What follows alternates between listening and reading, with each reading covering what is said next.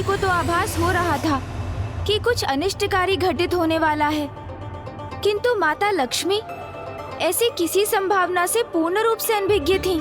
हाँ गौरी पुत्र, देवी लक्ष्मी तो इस विचार से निश्चिंत थी कि अब उनके श्री हरि नारायण को उनसे दूर कोई नहीं कर सकता, किंतु उन्हें कहां ज्ञात था कि एक महाकपट योजना का भी आरंभ हो चुका था, क्योंकि जैसे जैसे समय बीतता गया पंच सुंदरियों की तपस्या और भी उच्च स्तर पर पहुंचने लगी। उनकी संयुक्त तपोशक्ति अब विकराल रूप लेने लगी।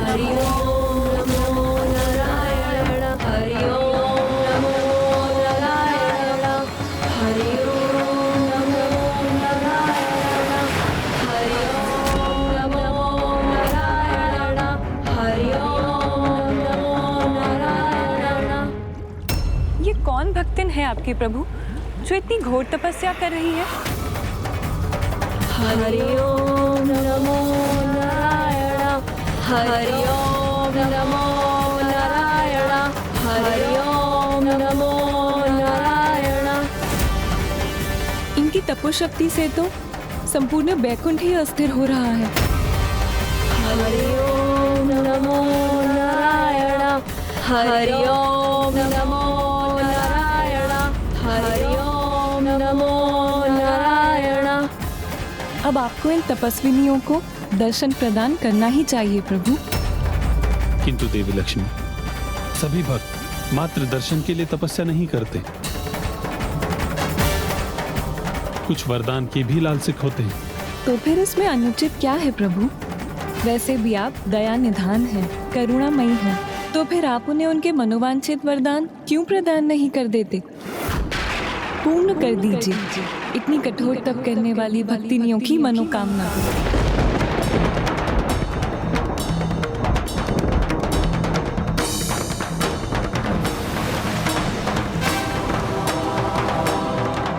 पूर्ण कर दीजिए इतनी कठोर तपस्या करने वाली भक्तिनियों की मनोकामना।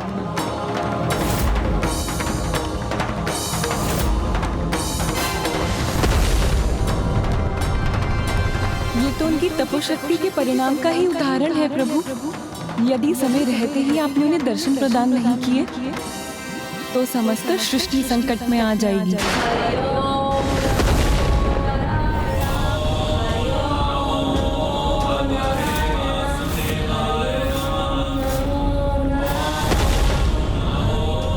जाइए प्रभु,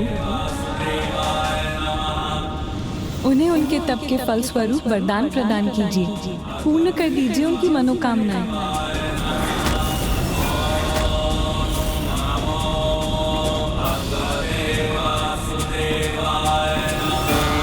जाइए प्रभु।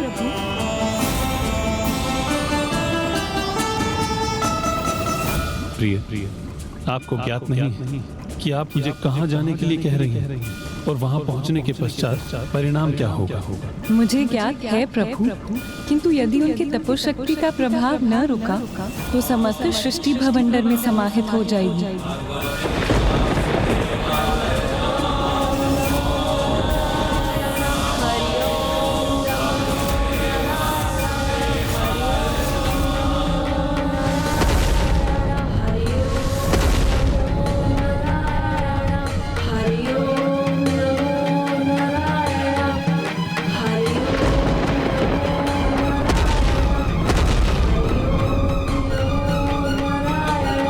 जाइए प्रभु, जाइए प्रभु।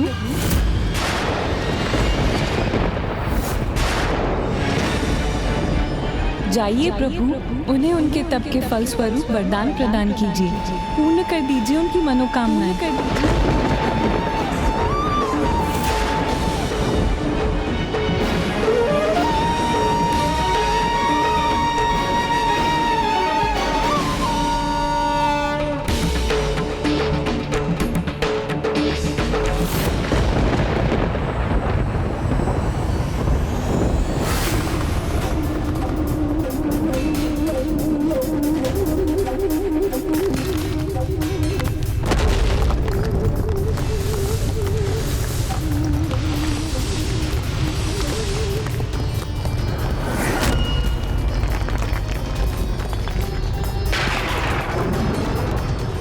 कैसी भयावनी ध्वनि है ये, जैसे कैलाश भी कंपित हो उठा है।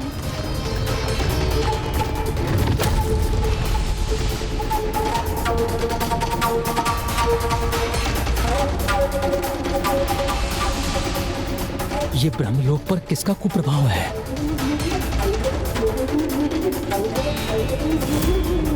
जाइए प्रभु, उन्हें उनके तप के फल स्वरूप वरदान प्रदान कीजिए, पूर्ण कर दीजिए उनकी मनोकामनाएं।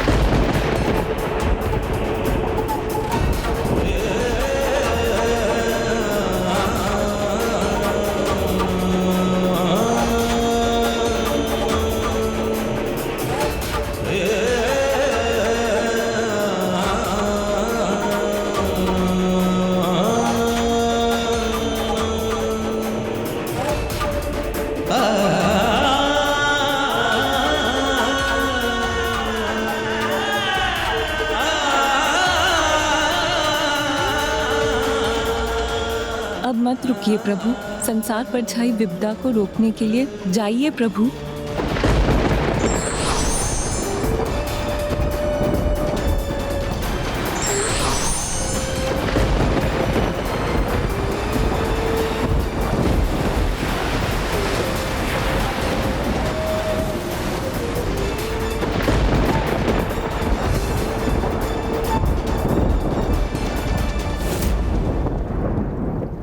देवी लक्ष्मी को तो धीरज धारण कर सर्वप्रथम नारायण को अपनी बात कहने का पूर्ण अवसर प्रदान करना चाहिए था, और उसके उपरांत ही स्वयं कुछ कहना चाहिए था। क्योंकि संकट का आभास हो तो बहुत धैर्य और सावधानी से कहने, सुनने और विचार करने के बाद ही किसी समाधान की ओर बढ़ना चाहिए। अन्यथा स्वयं भूल करने के साथ हम अपने अन्य प्रियजनों और सहयोगियों को भी अनुचित दिशा निर्देश देने की भूल कर बैठते हैं। किंतु यहाँ तो जगत कल्याण के प्रति माता की निष्ठा और परोपकार की भावना के कारण ही तो उन्होंने ऐसा कहा था।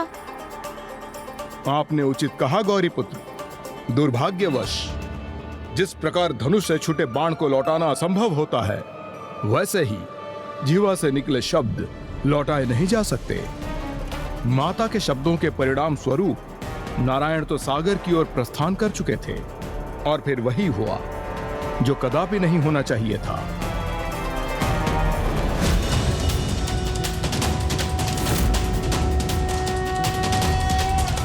शांताकारं भुजगशयनं पद्मनाभं सुरेशं विश्वाकारं गगनसदृशं मेघवर्णं लक्ष्मीकान्तं कमलनयनं। देवी, आपकी तपस्या संपन्न हुई। मैं आप सभी के समक्ष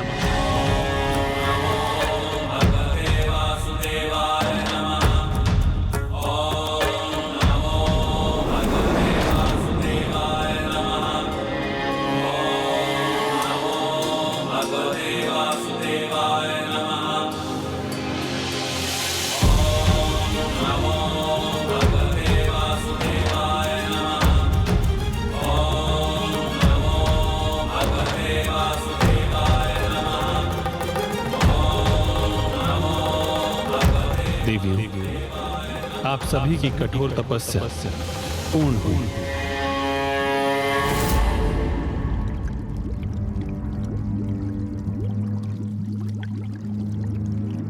प्रभु, मैं चंपा सुंदरी, मेरे हाथों पुष्पांजलि स्वीकार कीजिए।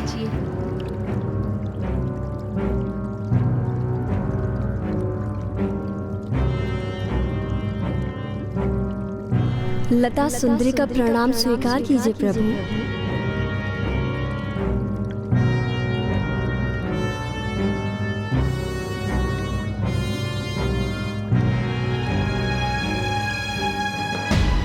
मैं पलाश सुंदरी, आपके दर्शन पाकर मैं धन्य हो गई प्रभु। मुझ जपा सुंदरी को आपके ही दर्शन की लालसा थी प्रभु। इस कमल सुंदरी को भी आशीष देकर धन्य करने की कृपा करो प्रभु।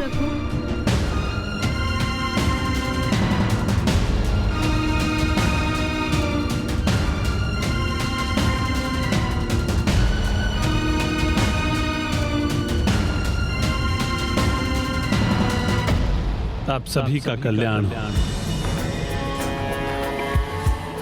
मैं आप पांचों की तपस्या से अत्यंत प्रसन्न हूं। हे महातेजस्वी, अति मनोहर प्रभु, आपके दर्शन तो हमें सर्वाधिक सुख प्रदान करते हैं। तो आप हमारी एक ही इच्छा पूर्ण करने का वरदान दीजिए। प्रभु, हम सभी की तो यही इच्छा है कि आप हमारे ही हो जाए, हमारे ही हो जाए।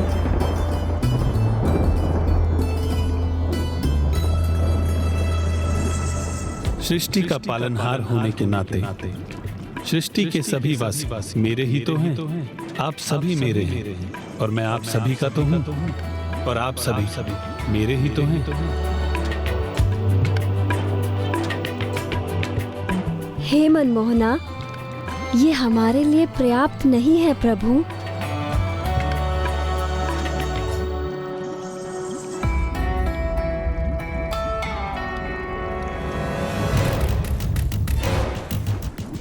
हम आपके साथ भक्त और भगवान के संबंध की परिधि से आगे एक विशेष संबंध स्थापित करना चाहते हैं। एक ऐसा विशेष संबंध चाहिए हमें जो परस्पर प्रेम और श्रद्धा पर आधारित हो। हमें परस्पर आकर्षण और अनुराग पर आधारित बंधन चाहिए। हमें वो संबंध चाहिए प्रभु जिससे जगत हमें आपके अर्धांगिनियों के रूप में स्वीकार करे। जिससे जगत हमें आपके अर्धांगिनियों के रूप में स्वीकार करे। हे हमारे हृदय पर आधिपत्य स्थापित करने वाले प्रभु, हमें अपनी पत्नियों के रूप में स्वीकार कीजिए। हमारे साथ यही इस सागर तल के नीचे पाताल में वास कीजिए। सभी से संबंध विच्छेद कर लीजिए जिससे कोई भी आपको यहाँ ढूंढने में समर्थ न हो सके। भुला दीजिए सभी को, देवी लक्ष्मी को भी, देवी लक्ष्मी को भी, देवी लक्ष्मी को भी।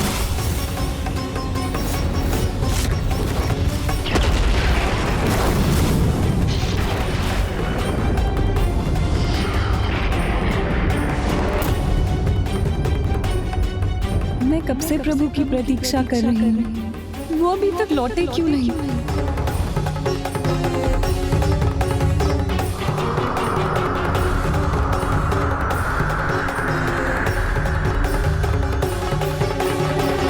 अब तो मेरी चिंता और बढ़ती जा रही है।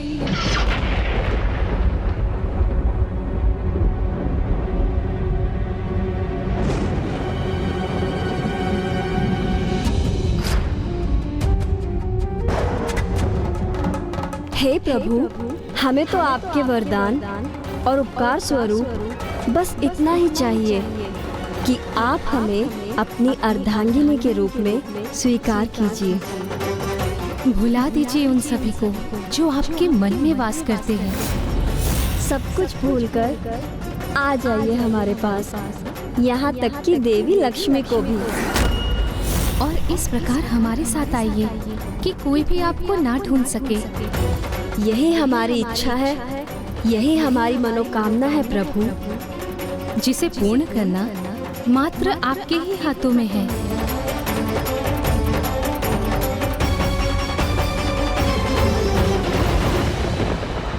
उन्हें उनका मनोवांछित वरदान प्रदान कर दीजिए। पूर्ण कर दीजिए इतनी कठोर तपस्या करने वाली भक्तिनों की मनोकामना। सब कुछ भूलकर हमें स्वीकार कीजिए प्रभु। सभी का परित्याग कर हमारे निकट आइए प्रभु, अन्यथा हमारे प्राण ही ले लीजिए आप। जाइए प्रभु, यही हमारी इच्छा है, यही हमारी मनोकामना है प्रभु। पूर्ण कर दीजिए इतनी कठोर तपस्या करने वाली भक्तिनों की मनोकामना।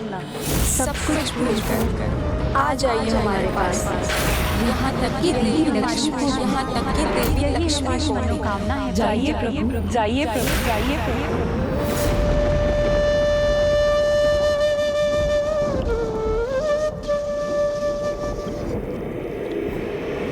तथास्तु, तथास्तु, तथास्तु, तथास्तु।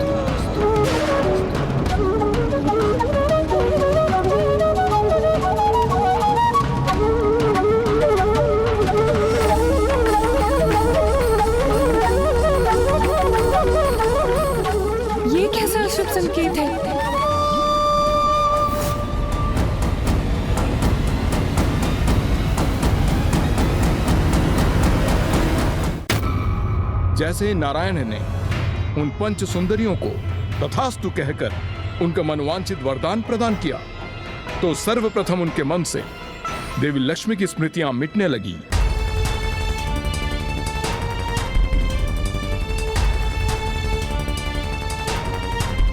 मुझे इनकी मनोकामना पूर्ण करने हेतु सब कुछ भुलाना होगा प्रिय।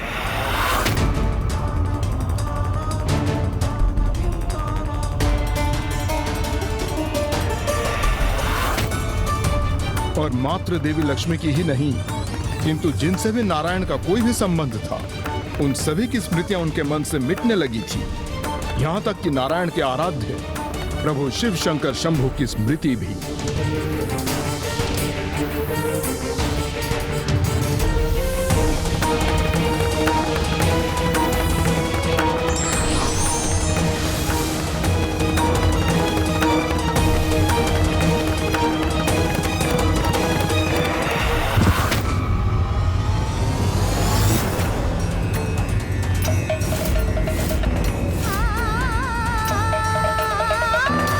अवश्य कुछ अशुभ घटित हो रहा है, अन्यथा प्रभु के न आने और फिर ऐसे अशुभ संकेतों के उत्पन्न होने का भला क्या अर्थ है।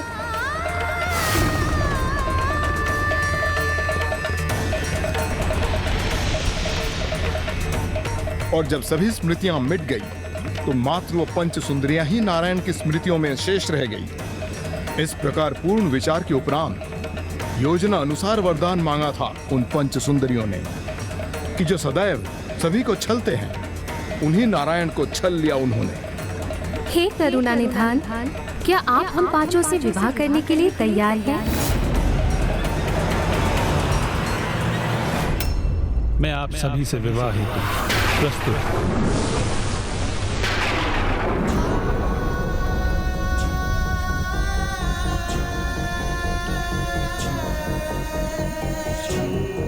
स्वामी द्वारा प्रदान की गई पुष्प की माला भी टूट गई।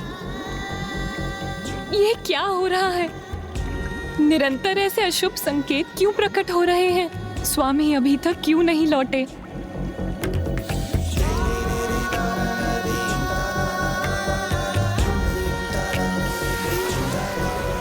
स्वामी के द्वारा उपहार स्वरूप मुझे प्रदान किए ये पुष्प मुझसे दूर क्यों उड़े जा रहे हैं?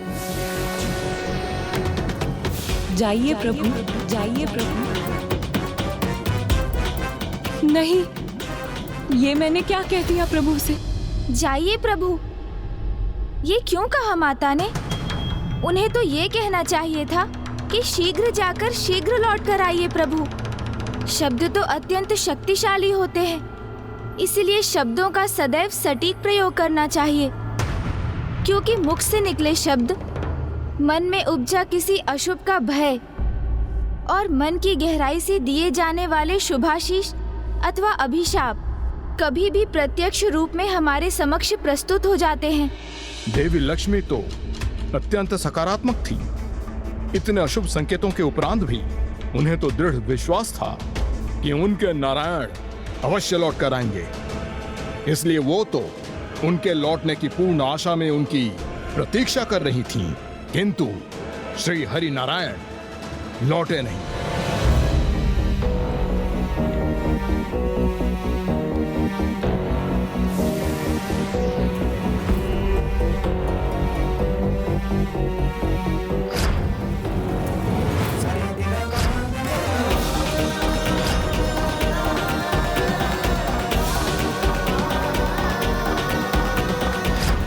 प्रभु, प्रभु आप लौट आए? नहीं, प्रभु तो अभी भी नहीं आए। मुझे ज्ञात है कि अपने भक्तों को दिए वरदान के कारण ही आप कहीं स्थित होने पे विवश हुए हैं, किंतु मुझे पूर्ण विश्वास है कि आप शीघ्र ही मेरे निकट लौट आएंगे।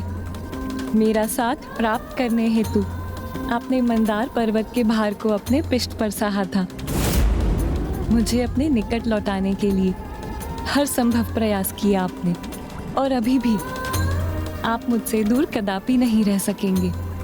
इसीलिए आप अवश्य लौटेंगे प्रभु, मेरे अपनी अर्धांगिनी के निकट। देवी लक्ष्मी तो इस विश्वास के साथ प्रतीक्षा में थीं कि प्रभु अवश्य लौटेंगे, किंतु नारायण की अनुपस्थिति का कुप्रभाव देवताओं और समस्त सृष्टि के लिए चिंता का विषय बन गया था। हाँ लंकेश, पालनहार प्रभु श्री नारायण के बिना तो संपूर्ण सृष्टि के पालन में अवरोध अवश्य उत्पन्न हुआ होगा।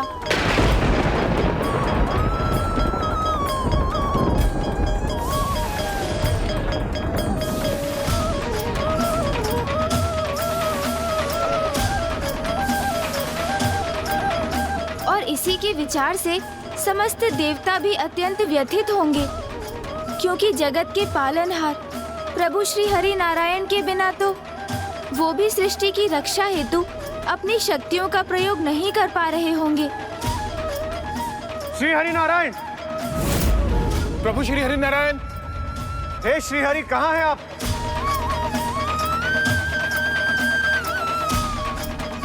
आपने सर्वथा उचित कहा गौरी पुत्र, किंतु सृष्टि देवता और देवी लक्ष्मी की ही नहीं, अपितु मेरे प्रभु शिव शंकर शंभु भोलेनाथ को भी नारायण की अनुपस्थिति का आभास होने लगा था।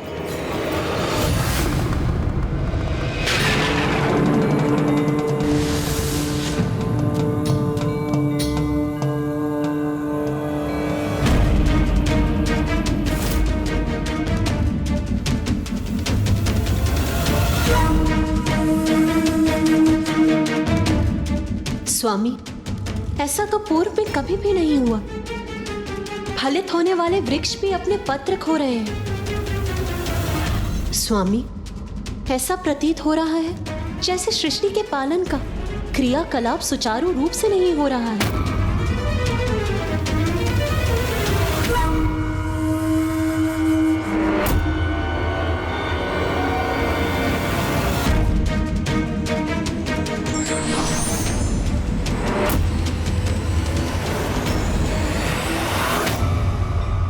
जब सृष्टि के पालनहार ही अनुपस्थित हो तो उसका पालन कैसे होगा? किंतु आप चिंता मत कीजिए, मैं उन्हें अवश्य ढूंढ लूंगा।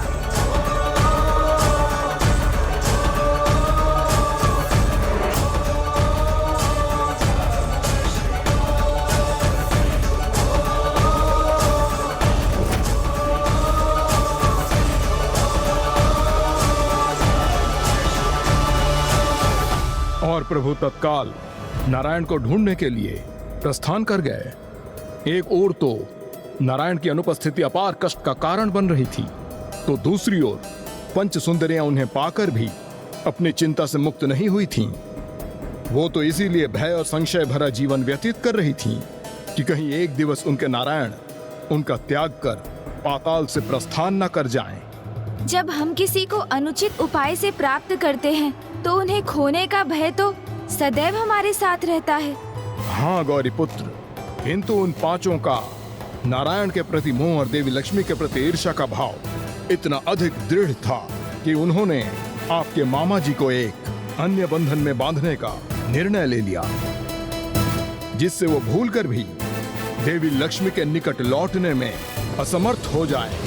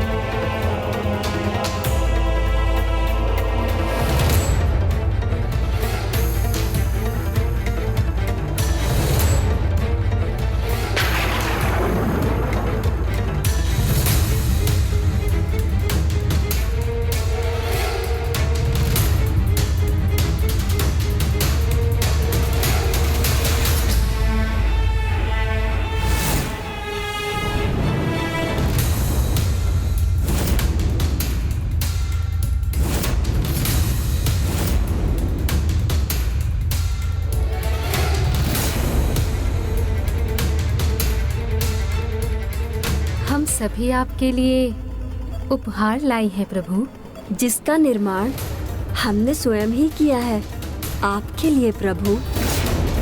और यदि ये आपको प्रियकर प्रतीत हुआ तो आप हमें वे उपहार प्रदान करेंगे जो हमें सर्वप्रिय है।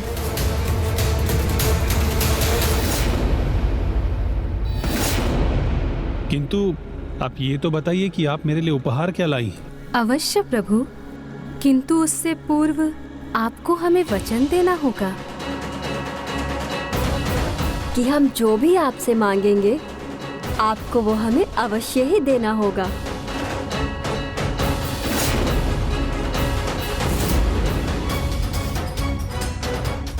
उचित है, मैं वचन देता हूं।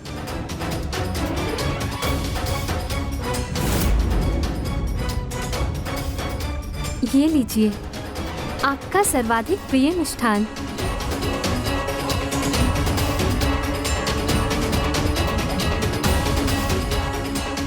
एक अत्यंत विशेष पीला ओढ़ना।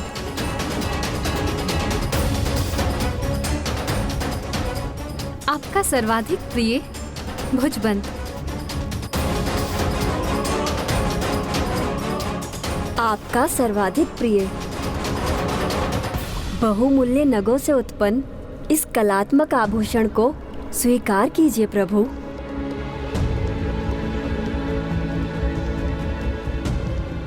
आपका सर्वाधिक प्रिय परिजात के पुष्पों की माला।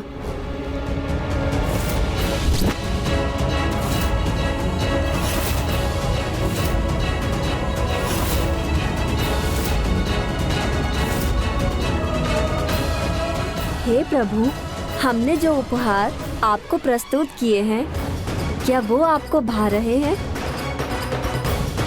हाँ, बहुत ही भाव रहे हैं। आपका सर्वाधिक प्रिय प्रभु।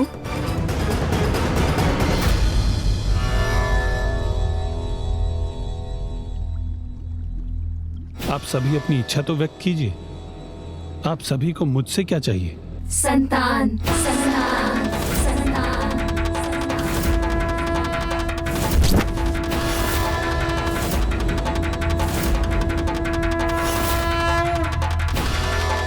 आपने हमें वचन दिया है प्रभु।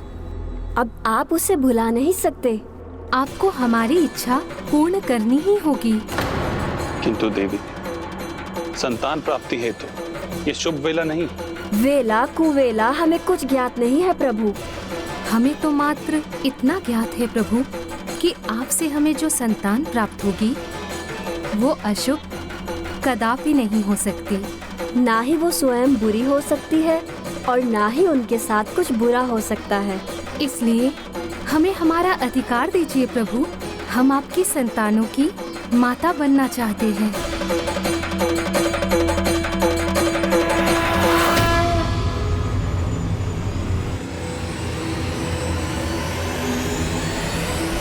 फिर क्या हुआ लंकेश? विवश होकर श्री हरि नारायण को इन पंच सुंदरियों के हट के समक्ष झुकना ही पड़ा। माता लक्ष्मी ने प्रभु के वचन नहीं सुने और उन्हें वियोग के कष्ट का सामना करना पड़ा। और पंच सुंदरियों ने श्री हरि नारायण को अनसुना किया तो उन्हें नारायण अंश से संतानों की प्राप्ति तो हुई, किंतु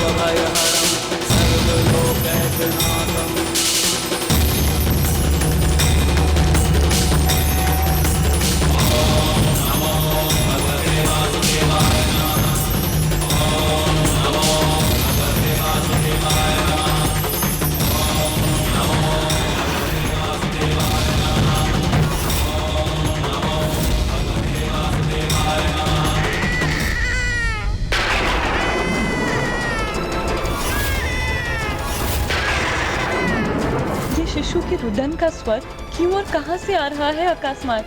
क्या हो रहा है ये? अब मेरे लिए आपकी प्रतीक्षा करना कठिन है स्वामी। लौट आइए।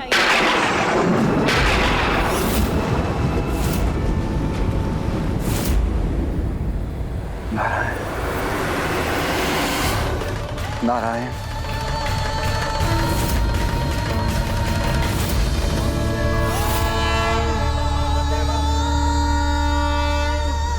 तब एक ओर प्रभु शिव शंकर शंभु उन्हें ढूंढने में असमर्थ हो रहे थे और दूसरी ओर देवी लक्ष्मी के धैर्य का बांध टूटने पर वो भी ये समझने में असमर्थ हो रही थी कि वो अब करें तो क्या करें।